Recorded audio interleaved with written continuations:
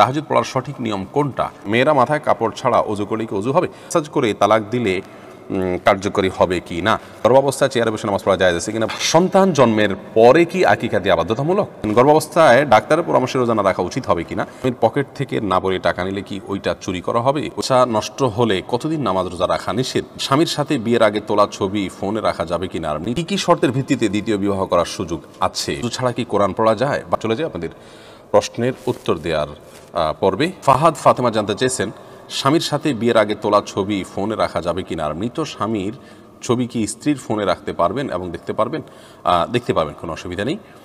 তবে ফোনে রাখার ক্ষেত্রে দায়িত্বশীলতার পরিচয় দিতে হবে, যাতে কোনো প্রকার রিস্ক না হয় এবং এটা নিয়ে যেন আপনার বেহাত না হয় এবং বেপরদার সুযোগ তৈরি না হয়, সেদিকটা খেয়াল রাখতে হবে।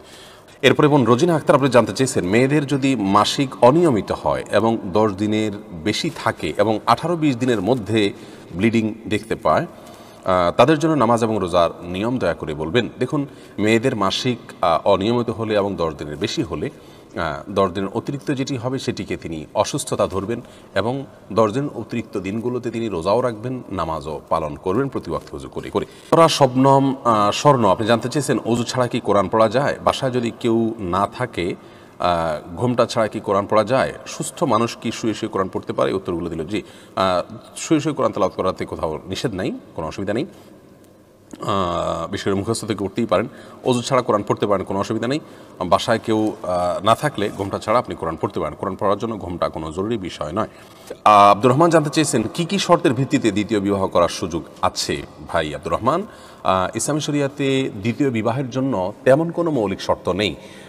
শর্ত বলতে সেটি হলো আপনি দ্বিতীয় স্ত্রীর ভরণ পোষণ দেওয়ার মতো সক্ষমতা, তার সকল দায়িত্ব পালন করার এবং তার অধিকারগুলো দেওয়ার ক্ষমতা আপনার থাকতে হবে।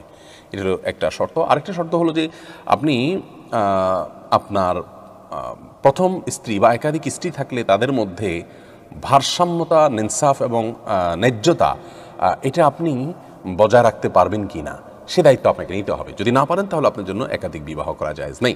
তাহলে আমরা বলতে পারি যে প্রথম বিয়েতে যে শর্ত, দ্বিতীয় বিয়েতে একই শর্ত, নতুন কোনো শর্ত নাই। অর্থাৎ ভরণ পোষণ দেওয়ার এবং তার অধিকার আদায় করার মতো ক্ষমতা আপনার থাকতে হবে। 2 জন হলে 2 জনেরটা দেওয়ার মতো ক্ষমতা আপনার থাকতে হবে। তৃতীয় বিয়ে করলে 3 জনেরটা দেওয়ার ক্ষমতা আপনার থাকতে হবে।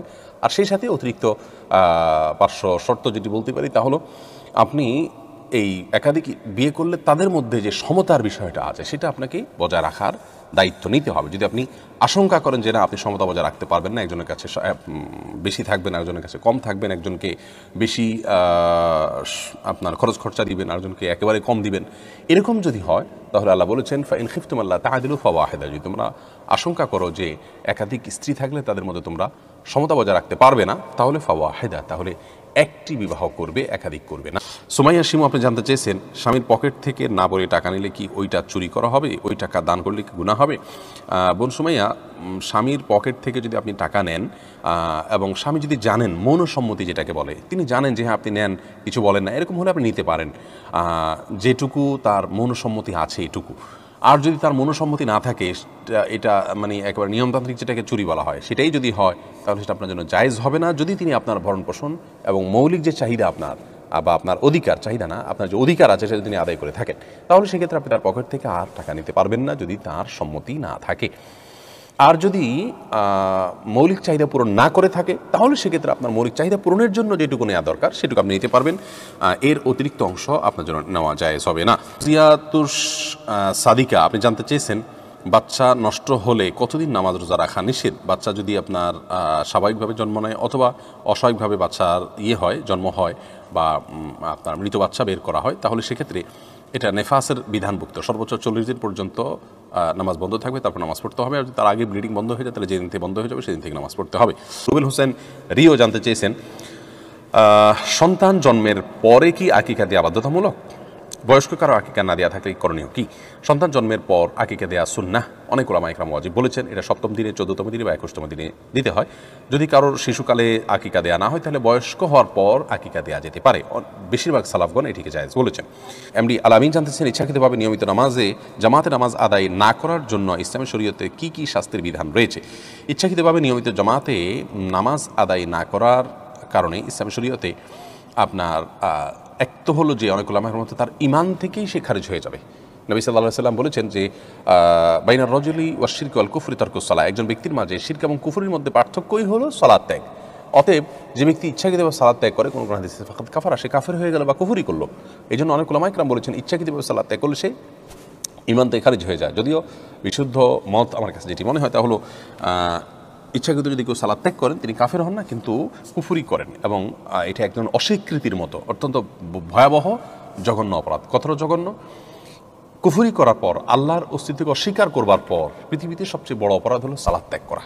বিধায় এর শাস্তি অত্যন্ত জঘন্য। আল্লাহ বলেছেন জাহান্নামীদেরকে জিজ্ঞাসা করা হবে মা সালাকাকুম ফি সাকার, তোমাদেরকে জাহান্নামে কি জিনিস নিয়ে আসলে, কোন কারণে তোমরা জাহান্নামে আসলে? তখন তারা বলবে ক্বালু লাম নাকু মিনাল মুসাল্লিন, আমরা সালাত আদায় করতাম না, এই জন্য জাহান্নামে আসছি। এই জন্য এটা এমন একটা অপরাধ যেটি জাহান্নামে যাওয়ার মৌলিক এবং প্রধান কারণগুলোর মধ্যে থেকে একটি। রাজা মনিরা মোহনা বোন, আপনি জানতে চেয়েছেন গর্ভাবস্থায় ডাক্তারের পরামর্শে রোজা না রাখা উচিত হবে কিনা। গর্ভাবস্থায় আপনি যদি এত বেশি অসুবিধা ফিল করেন যে আপনি রোজা রাখতে গেলে গর্ভস্থ সন্তান অসুবিধা হবে, চিকিৎসক যিনি রোজার গুরুত্ব বুঝেন, মুসলমান ডাক্তার, আবার সেই সাথে তিনি ডাক্তার হিসাবে অভিজ্ঞ, তিনি যদি বলেন যে না আপনার যে পরিস্থিতি শরীরের তাতে আপনার গর্ভস্থ সন্তানের জন্য রোজা রাখলে ক্ষতি হবে, বড় ধরনের কোনো ক্ষতি বা আপনি ক্ষতিগ্রস্ত হবেন, তাহলে সেক্ষেত্রে রোজা না রাখতে পারেন, অন্য সময় রাখলেও চলবে। কারণ আল্লাহ বলেছেন কোরআনে কারিমে ফামান কানা মিনকুম মারিদান আও আলা সাফারিন, যে ব্যক্তি অসুস্থ থাকে অথবা সফরে থাকে সে ওই সময় রোজা না রাখে অন্য সময় রাখলেও চলবে। কিন্তু যদি সামান্য একটু ভয় হয়, অহেতুক ভয়ের উপর ভিত্তি করে আপনি রোজা না রাখা উচিত হবে না বা জায়েজ হবে না। আজমিন নাহার জানতে চেয়েছেন গর্ভাবস্থায় চেয়ারে বসে নামাজ পড়া জায়েজ আছে কিনা। বোন আজমিন নাহার, যদি এরকম পরিস্থিতি হয় যে গর্ভাবস্থায় কোনো বোন তিনি এমন একটা পরিস্থিতি আছেন যে তিনি দাঁড়িয়ে নামাজ পড়ে রুকু সিজদা করা বা উঠা বসা করতে গেলে তিনি পড়ে যাওয়ার আশঙ্কা আছে, অনেক মা বোন গর্ভাবস্থায় এরকম দুর্বল হয়ে যান, এরকম লেভেলে চলে গেলে তিনি অবশ্যই রুকু সিজদায় যাওয়ার জায়গায় চেয়ারে বসে রুকু সিজদা করতে পারবেন। দাঁড়ানোর ক্ষমতা থাকলে দাঁড়ানো থেকে বসাটা স্বাভাবিকভাবে, চেয়ারে বসাটা স্বাভাবিক থাকলে তিনি দাঁড়িয়ে নামাজ শুরু করবেন, রুকুর সময় চেয়ারে বসে তারপরে ইশারা রুকু সিজদা করবে, এটি তার জন্য জায়েজ হবে। আর যদি এই লেভেলের সমস্যা না হয়, সামান্য একটু অসুবিধা হয়, সামান্য একটু কষ্ট হয়, তো সেই অজুহাতে তার জন্য এভাবে নামাজ পড়া সঠিক হবে না। প্রয়োজনে জোহর ফরজটা শুধু তিনি কষ্টে স্বাভাবিকভাবে পড়বে, বাকিটা তিনি চেয়ারে বসে বা যেভাবে খুশি সেভাবে পড়বেন, কোনো অসুবিধা নেই। ইমরান মাহমুদ জানতে চেয়েছেন তাহাজ্জুদ পড়ার সঠিক নিয়ম কোনটা।